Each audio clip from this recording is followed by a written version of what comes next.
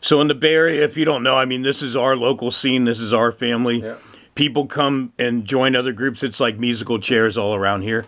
So I think a lot of music scenes are like that. I think that's just definitely, how definitely. it is. You know, looking for the right chemistry. You know. Yeah, And you know, so. for sure. So yeah, so we have 10 shows coming up in October, and then we'll see what happens. So Be sure to check out those videos on YouTube because this guy is a very great eye, great vision, great directing skills. I mean, I felt honored that I was looking at you directing me, man. I had to have you because of your Bay Area history, and it meant a lot for me to have you there, you know, and your experience and my first video, and it just was awesome. So I want to thank you for that.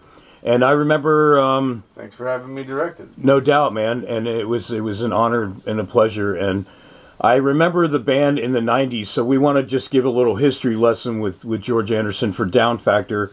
How many albums, how many videos can people look for? Well, let's see. I did 2 records with Down Factor. The first one actually came out in 2000. Yeah, I think right in 2000. It was kind of fucked up because the day I went to master my first record was 9/11. I was like, oh shit. Yeah. You know, how's this gonna work? You know, and the whole world just kind of came to a standstill with that shit. I'm like, god damn it. And then so it took a little while to get that off the ground going. Then put out another record. I had a lineup change and I had some pretty good players there. Who were the folks involved in both records? Any bands or names that people might know that were down with you? Smythe was on both of those records. Okay, well, the heavy hitters back there again. You know, so, and then let's see, I had Damian Lewin from Vengeance on bass. Let's see, I had John Santos on playing some rhythm guitars for me. I had John Riggs on drums on the first record. Then and then I had Waylon Ford and Brooks Rocco on guitar. So it's cool. Yeah. Right on. Did you direct any music videos for that band as well? You know, I took some videos that somebody shot of us playing a gig, and this is way back in my early days when I was just learning editing about 20 years ago, and I took that footage and cut it together, and with a bunch of like stock footage and some other shit, and so I have a video out for one of those called called Gods of War. All right. And Down Factor. That's probably the only. Be sure to check that out on YouTube just to see where George came from to the present. And how would you describe the sound of Down Factor, and then tell the people what you feel about the sound of what From Hell is? So Down Factor was definitely my political soapbox. That's where I wanted to stand up and really bitch about the world and, really... Rage Against the Machine on steroids. Rage Against the Machine, put my 2 cents in for shit, and... was it new metal at all? No, or what would you say? Fuck no. Fuck no. Fuck new metal. Fucking hate new metal, dude. No, it was definitely more thrashy. It was definitely very thrashy. Pretty fast. It was close to death metal.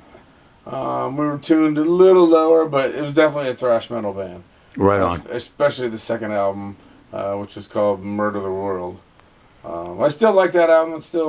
I still like those songs, but shit, that stuff was fast. You're definitely proud of that time in your life, to get that side out of you. Yeah. I was pretty proud of that record. But, when that band came to an end, those guys I was jamming with just pissed me off, and I got so sick of it. It kind of made me hate music after a little while, and also the politics pissed me off too, and I just got to a point to where I didn't want to destroy what I enjoyed doing for fun. Yeah. With the stain of politics. Are you talking about the cliquey promoters and clubs and no, or record label politics? What? No, just the governmental politics. State of the Union and presidents and all that bullshit. Yeah. And needless to say, I've been tempted to bring it back with the bullshit going on, but definitely still trying to avoid it on some level. But I didn't want to bitch about politics anymore, and I figured, if bands like Lamb of God aren't going to effectuate anything with what they do, who the fuck am I? So there you go. So I just decided that I didn't want politics to pollute what I was doing. So I came up with the idea of From Hell, where, and that was all influenced by King Diamond. And I don't sing like King Diamond in that band. I don't wear black black and white makeup like King Diamond. I have my own kind of thing that I do, but it's my version of King Diamond. And I get up there and I tell horror stories. So each From Hell record is one long horror story from beginning to end. So you can put it on. The first record is like 70 minutes long. It's fucking long. And then the second one's only about 45 minutes long, something like that. But the first record's about a corpse that wakes up in hell and finds out he has to go back to Earth to find his soul that still lives in another body and drag it back to hell. And then the second album is called Rats and Ravens, and it's about a witch who steals children and reanimates their corpses with rats. So I had a lot of fun writing that. I really liked that record a lot. We released it right at the start of COVID, and so that really kind of put a dent in how we were promoting it. So we couldn't play any shows to promote it. So now we're kind of going out and playing some shows, and at the same time we're writing new material. So we're probably gonna kind of do a double thing. So I think we're gonna at least record an EP, hopefully in the early part of the new year, if not at the end of this year, and then start playing some shows with the EP material and still some of the Rats and Ravens stuff. So cool. Yeah. I just have to touch upon. I go to a lot of these horror-based conventions: Monsterpalooza, Days of the Dead in Vegas, Pasadena, Burbank, Sinister Creature Con in Sacramento. So I have a big love for horror movies. Well, I like to think of Alistair Sin as like the heavy metal Crypt Keeper. Awesome. Dude, that's a great thing to go by, because that guy who plays the Crypt Keeper, he gets paid just to talk, leave people messages, voice messages with the Crypt Keeper voice and stuff. So I've met everybody from Kane Hodder, who plays Jason, to Tom Savini, to Michael Berryman. I mean, the list goes on and on. Bill Moseley. So yeah, I love horror movies. Just real quick, because we do cover a lot of movie-related stuff. Give me like 5 horror movies that you think are just grand in your lifetime. I mean, I know limited to 5 is really hard to keep it there. Well, the top of my list will always and forever be The Exorcist. I just don't think there's a movie that could ever top that. That movie is just the shit. And Linda Blair was at the Sinister Creature Con, and we'll be at Monsterpalooza. Milking it. Exorcist. So all the other variations, what do you think of, like, they even brought her back, and I don't know, actually, I don't remember seeing The Exorcist 2. I think The Exorcist 3 wasn't really that bad. Even though I'm not huge into sequels and that sort of thing. Yeah. Usually the first one is kind of it. But I seem to remember that one being okay. Yeah, there's definitely a genre for this. Right. Next on my list, I think would be Poltergeist. I love that movie. I saw that when I was a kid, and that's a great ghost movie. Next would have to be The Omen and The Omen 2. Cool. We'll keep that as one. So give me a couple more. Okay. Because I love all the stuff you're talking about. But the early versions, the 1970s version. Yeah.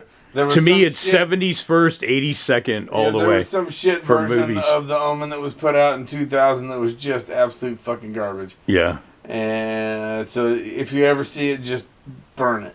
Just delete it, whatever, skip. Let's see. After that,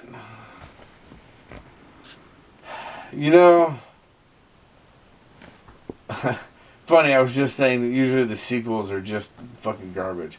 I loved the Evil Dead 2. Evil Dead 2 was great, but you know what? The Evil Dead remake was motherfucking scary.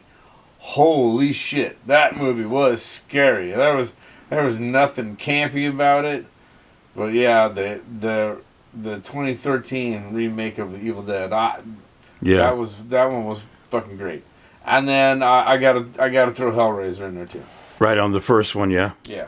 Cool. I gotta throw those. I gotta throw Hellraiser 1 and 2 in there. You're I know in that's way more than 5. That's like 8 or some shit. But you're in good company because on the Entertainment Getaway YouTube page is Doug Bradley doing a panel discussion and a Q&A, and he's the one that plays Hellraiser, as you know, and everybody out there.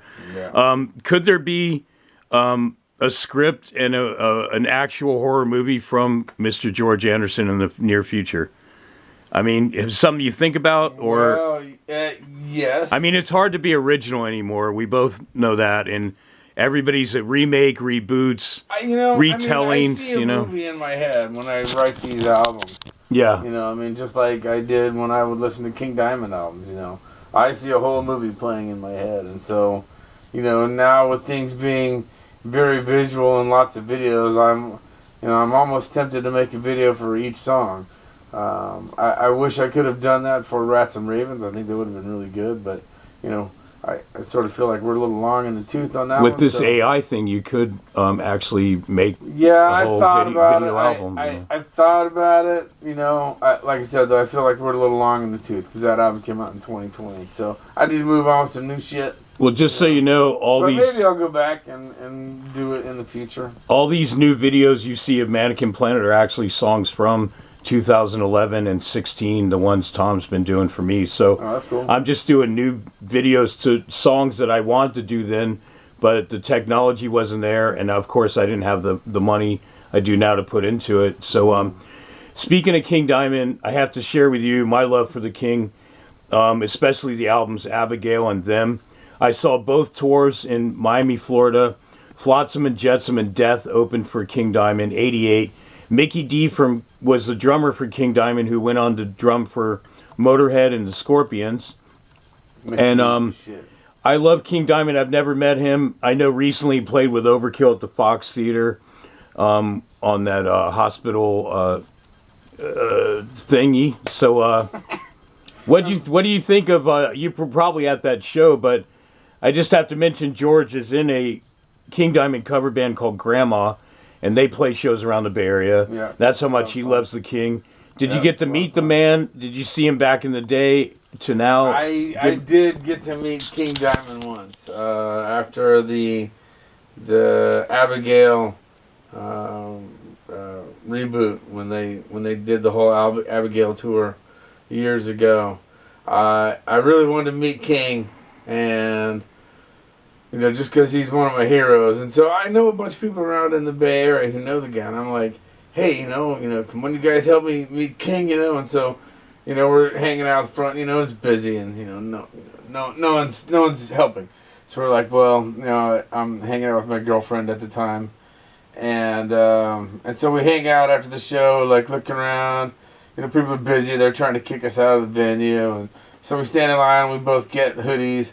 We get Abigail hoodies, and then we're like, well, maybe we can go meet him out by the bus. So we leave, and we go out to the back, and we're hanging out there waiting. There's a few other people out there hanging out too, and we see Michael Moon walk by. It's like, hey man, how's it going? Nice to meet you. I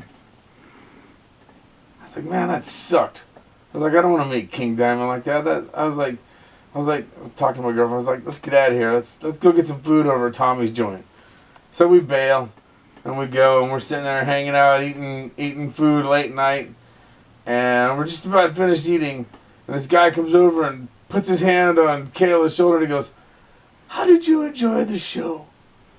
And I look up, and King Diamond is standing at my table. What? Wow. It was fucking amazing. Wow. I about shit my pants. I felt like I was 16 years old. Wow. It was great, yeah. It was a pretty magical moment, so... You've been around a lot of rock stars. I mean, it seems like there's not many that was on your list that you would want to actually meet or talk to or even get a photo with. Right. But that's quite a moment where he walked up on you instead of you walking up on him. Exactly. That made it more special, I'm sure. It was super badass. And then he was having dinner with Carla LeVay, and I'm talking to King Diamond about From Hell. And told him that I'm doing the same thing. It's a concept album that King Diamond is actually a character in and the first album, Father Peterson. Nice. And